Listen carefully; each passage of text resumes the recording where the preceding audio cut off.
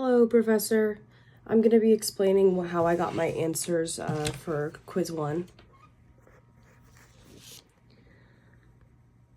For the first problem, let me see if I can get that to focus. Yeah.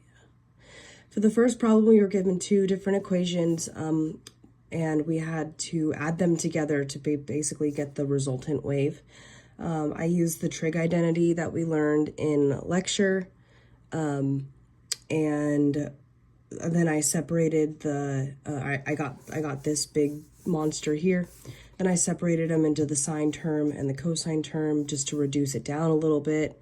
I took out the 2 pi t from this, which made this bottom part cancel out. This is what I ended up getting for those. And then I just plugged it back into the equation for the resultant wave.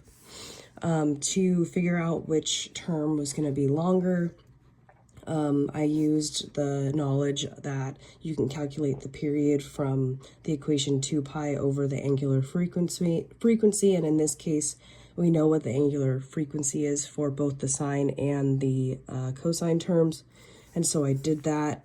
I ended up getting that the sine term was going to be about a half a day, whereas the cosine term is about 29 and a half days, so the cosine period is definitely longer.